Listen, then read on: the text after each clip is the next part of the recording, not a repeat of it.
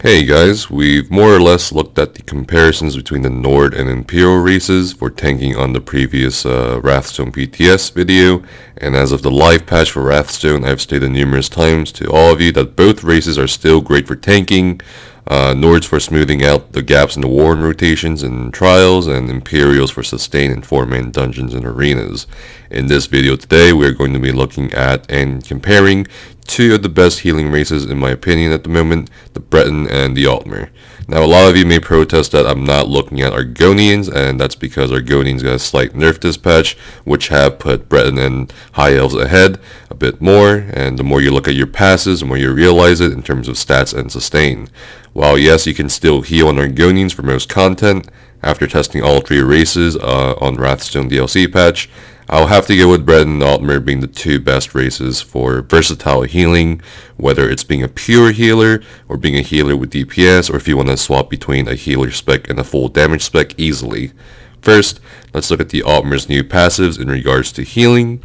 So nothing really changed except that spell recharge was reworked. Now this was a very controversial change because at first it was going to give you Magicka back, but then they realized it was a bit too strong for Magicka DPS specs, and all it did was swing the DPS meta race from Dark Elf to High Elf. So all they did basically was make it so that when you activate class ability, you can restore either Magicka or Stamina based on whichever is the lowest max resource.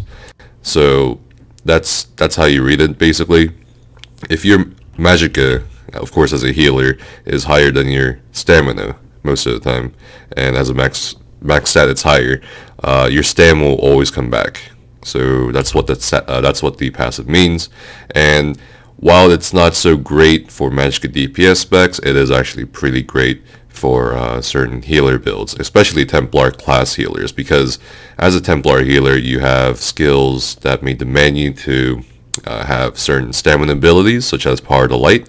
This is stamina based, gives your raid groups or even your dungeon group quite a bit of damage, on top of having the minor sorcery buff upon activation of Power to Light, which is like 10% more damage now instead of 5% in terms of spell damage. It's going to also put minor breach and minor fracture, which is extra penetration, and penetration is very, very good in ESO. So this is a stem ability, and the racial passive of spell recharge is gonna actually be pretty great. It's actually pretty great in terms of sustaining your stam. I imagine it's great in Halls of Fabrication, as it's pretty great in Cloud Rest right now. And also this will also help you sustain a bit better if your group needs you to run Circle Protection or even Bone Shield for certain instances. The next passive we're going to look at is Cerebane's Boon. It's just a bit of a max boost to our max Magicka, so it's a bit ahead of the Dark Elf, so that's why as a DPS spec it's probably better you go High Elf rather than Breton if you can sustain. But as a healer, this is pretty nice. Obviously, Elemental Talent increases your spell damage by 258. While on paper it doesn't look like it's useful for healing, spell damage does indeed affect how much healing you do. So this was actually quite a big buff for us as High Elf healers. Now the big question is, where would you use High Elves? So as you know, we have 5 different classes at the moment in the Elder Scrolls Online. A 6th is going to come out soon with the Necromancer and elsewhere. But how will we use High Elves as healers? In my opinion, High Elves, even though they don't get the Magicka sustain back anymore as of the live Wrathstone patch, I would still use High Elves for Templar, because Templar as a class is so ridiculously powerful in terms of sustain. You have channeled focus, and you have pretty much very low cost abilities to sustain, and with healing springs active, with channeled focus, and the possibility of using repentance in certain fights, your sustain is pretty much the best out of any healing class at the moment. So it is definitely worth going High Elf for the extra spell damage and for the stam utility as a Templar healer. And another class I would probably heal as a High Elf on is Nightblades. Nightblades are very, very sustainable as well.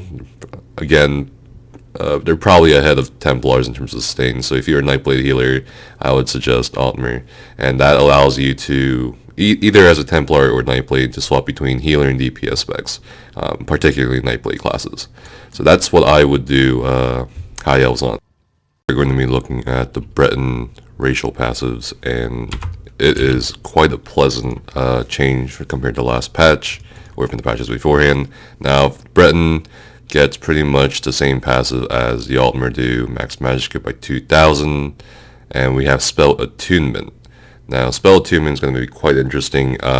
You get a very base resistance of spell resistance, and that's about, let's see, anywhere between 3 to 4% damage mitigation. It says 2310 spell resistance, so it's pretty nice for certain trials like Cloud Rest, Asylum Sanctorium, or even Mob or Kaj, where spell damage or incoming magic damage from mobs and bosses are quite prevalent.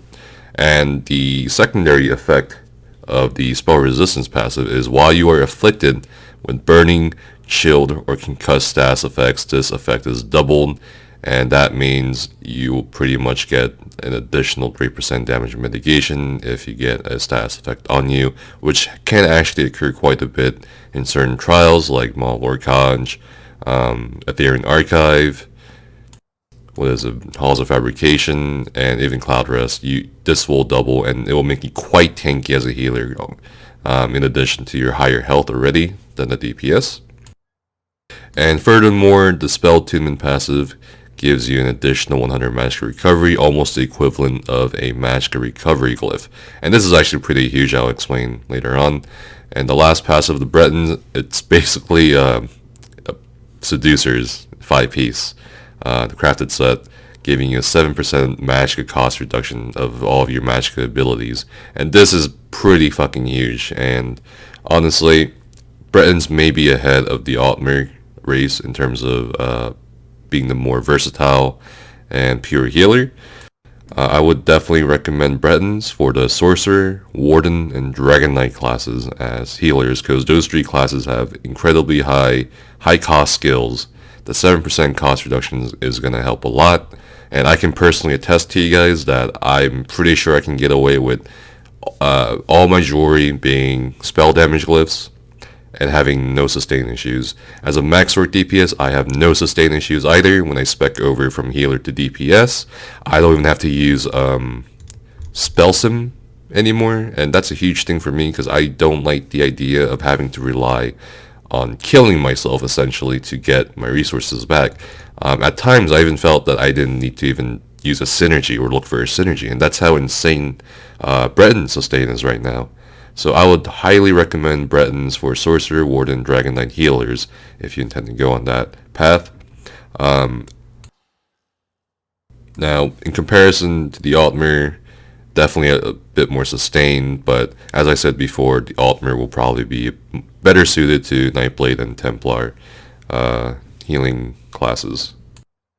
With a Breton though, most of the sustain issues have literally disappeared, and again, as a healer, your sustain is pretty insane.